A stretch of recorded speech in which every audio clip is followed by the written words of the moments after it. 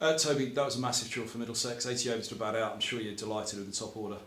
Yeah, absolutely. We set our stall, I guess, to try and win the day today. That started with the ball and obviously trying to secure as many bowling points as possible.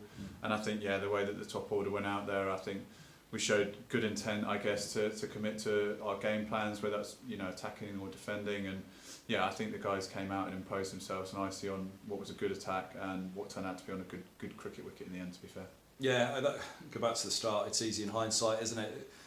You get Yadav in as a spinner. You've been on the wrong end of the toss at Chelmsford and at the Aegeus. Finally get the spinner in and win the toss, but unfortunately it was obviously a lot of cloud cover from what I understand, a lot longer than you guys expected on the first morning.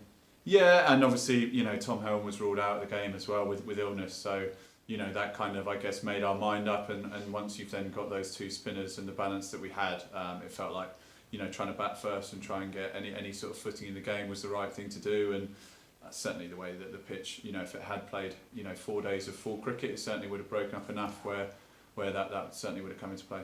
And yourself, 6 overs in that innings, everything okay? Yeah, all good. Just unfortunately, end of day one, bit of a viral infection. Sort of don't know where it came from, but absolutely, okay, fit and well.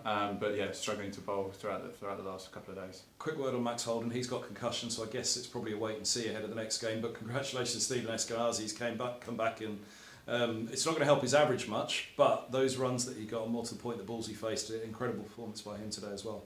Yeah, I guess firstly on Steve, he certainly clocked some miles over the first couple of days of the game, and certainly I guess the one thing with him is that once he gets his foot back in the game, that he's going to be ready to go and ready to try and do his best to impose himself and help us through, and he certainly did that this afternoon. I thought it was great to see him go out there and apply himself the way that he did. Regarding Maxi, obviously going to be a little bit of a situation to wait and see. He's certainly following the blow, been feeling better, and I guess it's always that sort of ticking time bomb of where that fits in, but I know the medical team have sort of been assessing him and making sure that he's all good. And Jack Davis made in first class 50, but equally Joe Cracknell, when the two of those came together to ex-England openers gone, there was the chance you thought, here go another couple of Middlesex could be in trouble, but the youngsters really came up good. Yeah, absolutely, and that's why they've got the opportunity they've both got the character and the ability to perform in those crucial situations.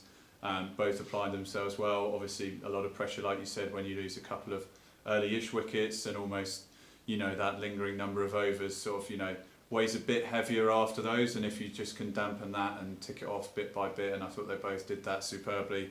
And obviously Davo, it is also important to be there at the end and to really sort of over my dead body make it count no matter what, and I thought he did that superbly, and fully deserves it. He's been working hard for a while, and great to see him get his rewards. Northamptonshire beaten, Kent and Nottinghamshire looks like a draw there.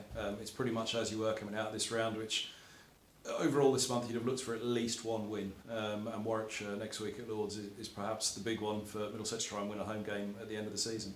Yeah, it's been a yo-yoing 4 days, I think, around the counties really, haven't it? A lot of results have sort of gone back and forth, and we'll obviously see how those play out. And certainly, like you said, I think going back to Lords and being able to, I guess, impose our style of cricket at our home ground and look to assert ourselves against Warwickshire there. Had a good result against them last time out and played arguably our best cricket up at Edgbaston. So we'll be looking to do that again. Last thought: there's no hiding from 2 batting points and 1 century all season is the problem, a big problem for Middlesex. Does this innings, under a lot of pressure, to be fair, whether the pitch is flattening or not, the pressure was huge. Does that help going into Warwickshire now to just take a little bit of pressure off the batting unit? Yeah, it does, and also I think sometimes in those batting points it certainly doesn't show up some of the third and fourth innings contributions that we've had, involving good run chases, good knocks from Sam Robson against Northampton, the run chase against Nottinghamshire at Lords to chase off an unlikely target. So I guess hidden underneath those stats there is still a lot of promise there and a lot of good that has been shown.